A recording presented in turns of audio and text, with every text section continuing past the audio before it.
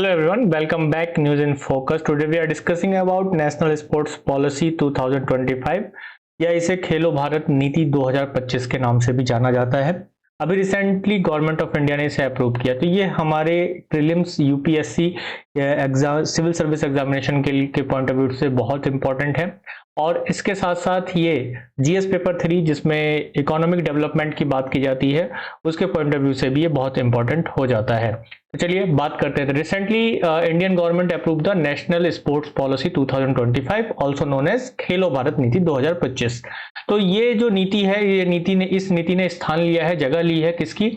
National sports policy 2001 की। 2001 में भी एक नेशनल स्पोर्ट्स पॉलिसी आया था, तो उसकी जगह ये लेगा। इसके साथ ही ये इसका जो एम है, वो एम्बिशन है, एम है, गोल है, वो क्या है कि इंडिया को 2047 तक, जब हमारे इंडिपेंडेंस के 100 ईयर कंप्लीट होंगे, तो ग्लोबल स्पोर्टिंग पावर हाउस बनाने का इसका गोल है। और इसके साथ साथ ये जो पॉलिसी है, इस पॉलिसी के साथ साथ अभी रिसेंटली पार्लियामेंट में नेशनल स्पोर्ट्स गवर्नेंस बिल 2025 को भी इंट्रोड्यूस किया गया है, जिसका ऑब्जेक्टिव या एम ये है कि वो ट्रांसपेरेंसी और अकाउंटेबिलिटी क्रिएट करे जो स्पोर्ट्स फेडरेशन है उनके फंक्शंस में।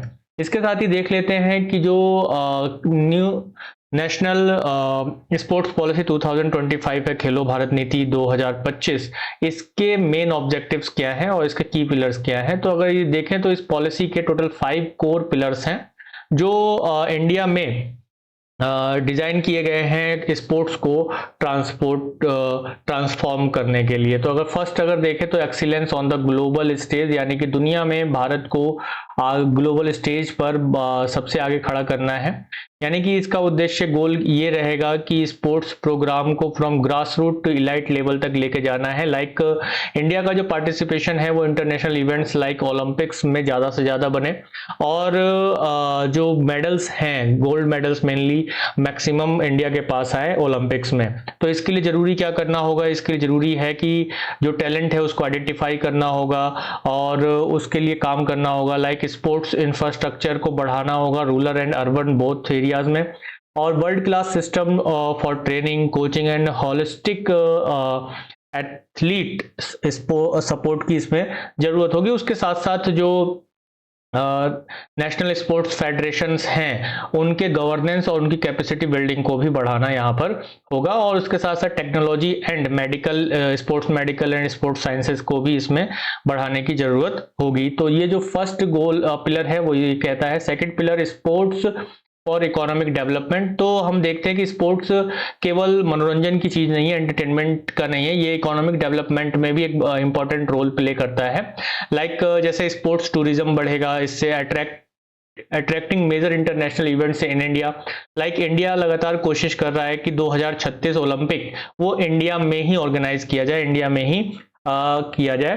तो इसके लिए हमें जरूरत होगी कि हमारे पास वो पूरा इकोसिस्टम होना चाहिए। तो इसके लिए जो स्पोर्ट्स मैन्युफैक्चरिंग इकोसिस्टम है वो तैयार होगा, क्योंकि जब एक तरह से स्पोर्ट्स कल्चर बढ़ेगा इंडिया में, तो क्या होगा कि स्पोर्ट्स रिलेटेड जो मैन्युफैक्चरिंग है वो भी बढ़ेगा। तो यहाँ हम देखेंगे कि इंडिया का जो प्रोडक्शन है वो हाई होगा स्पोर्ट्स सेक्टर में, और इंडिया की इकोनॉमी भी बूस्ट होगी। और इसके साथ साथ स्पोर्ट्स रिलेटेड स्टार्टअप्स भी आगे बढ़ेंगे, और इसमें एक नया एंटरप्रेन्योरशिप सेक्टर भी डेवलप होगा। इसके साथ साथ ये एनकरेज करेगा कि प्राइवेट सेक्टर का पार्टिसिपेशन बढ़े through public private partnership, and इसके साथ साथ जो कॉर्पोरेट सोशल रेस्पॉन्सिबिलिटी है वो भी इसमें बढ़ेगी, ये इनिशिएटिव भी इसमें बढ़ेगा और इसका योगदान रहेगा। इसके साथ साथ स्पोर्ट्स फॉर सोशल डेवलपमेंट, और स्पोर्ट्स सोशल डेवलपमेंट को भी बढ़ावा देने के लिए है ये पॉलिसी। लाइक सोशल इंक्लूजन और एम्पावरमेंट बढ़ेगा। लाइक इसमें अगर हम देखेंगे तो जो प्रमोट किया जाएगा पार्टिसिपेशन एमंग वुमेन, यानी कि वुमेन्स का पार्टिसिपेंट ज्यादा हो, मैक्सिमम हो। इकोनॉमिकली वीकर सेक्शंस भी इसमें शामिल हो सकते हैं, होंगे और इस पॉलिसी के थ्रू, और जो ट्राइबल कम्युनिटीज हैं वो भी, एंड पर्सन विद डिसेबिलिटीज, जैसे पैरा ओलंपिक्स में हम देखते हैं कि पर्सन विद डिसेबिलिटीज का गेम होता है, और मैक्सिमम अभी हाल फिलहाल में हमने देखा कि पैरा ओलंपिक्स में हमारे मेडल्स भी काफी अच्छे आए थे। तो ओलंपिक के मुकाबले पैरा ओलंपिक में काफी मेडल्स हमने जो गेन किए थे, जीते थे। विन किए थे। तो यहाँ पे हम देखेंगे reviving and promoting indigenous and traditional Indian games को भी बढ़ावा मिलेगा, जैसे खो खो है, कबड्डी है, तो ऐसे गेम्स को यहाँ पे बढ़ावा मिलेगा। तो सोशल डेवलपमेंट होगा, यानी वुमेन एम्पावरमेंट होगा।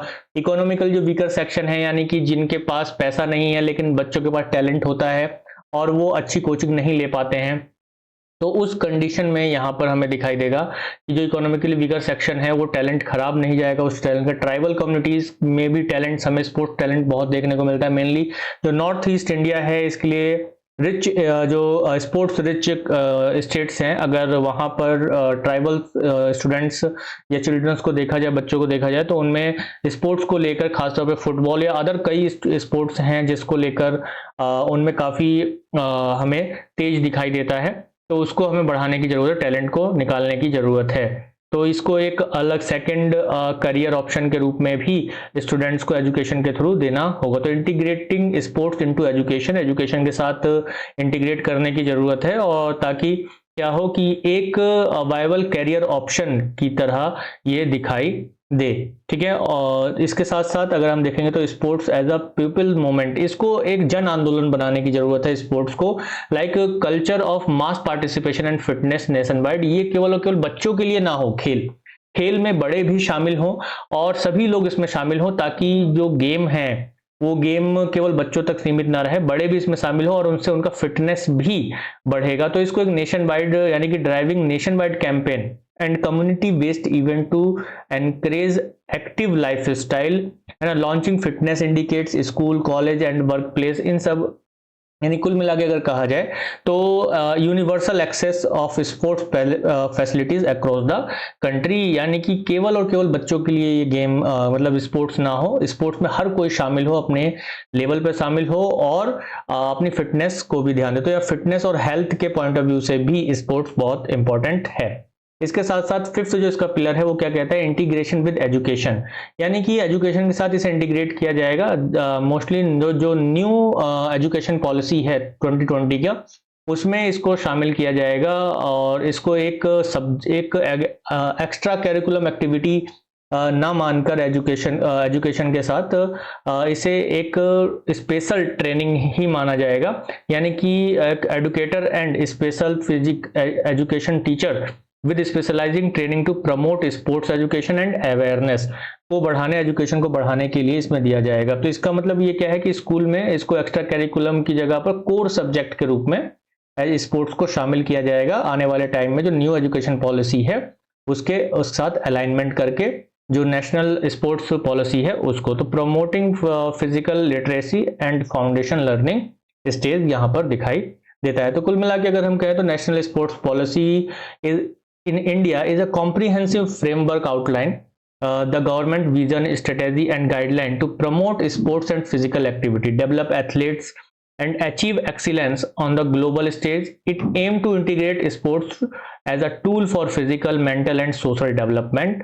sports को एक tool की तरह यूज किया जाए कि भाई फिजिकली, मेंटली और सोशल डेवलपमेंट हो सके, यानी कि फिजिकल डेवलपमेंट हो, मेंटल डेवलपमेंट हो, सोशल डेवलपमेंट हो, और इसमें स्पोर्ट्स का एक इम्पॉर्टेंट रोल रहेगा। तो ये गवर्नमेंट का एक जो विजन है उसको लेकर ये पॉलिसी गवर्नमेंट ऑफ इंडिया ने लेकर आई है, और अभी इसके लिए जो नेशनल स्पोर्ट्स गवर्नेंस पॉलिसी भी लेकर आई है, जिस पर अभी पार्लियामेंट में बहस चल रही है, उस पर जो बिल वो पास होता है तो उस पर भी हम जल्द ही वीडियो लेकर आएंगे। तो thank you everyone, thank you very much. I hope ये वीडियो आप लोगों के लिए बहुत फ्रूटफुल रहेगी और यूजफुल रहेगी। तो मेरा नाम त्रिभुवन जय सिंह है, आप मुझे इंस्टाग्राम पर k.त्रिभुवन पर फॉलो कर सकते हैं। पीडीएफ के लिए आप टेलीग्राम पर अफेयर्स ग्रिड को ज्वाइन कर सकते हैं। इसके साथ ही वीडियो आप लोगों को अच्छी लगी हो तो चैनल को सब्सक्राइब करना ना भूलें, शेयर कर दें अपने उन दोस्तों में जो अभी तक हमसे दूर रहे हैं। तो सपोर्ट चाहिए आप लोगों का ज़्यादा से ज़्यादा, ताकि डेली इंपॉर्टेंट वीडियोज़ और इकोनॉमिक कॉन्सेप्ट पर भी वीडियो जल्द से जल्द स्टार्ट की जा सके। Thank you everyone, thank you very much, जय हिंद।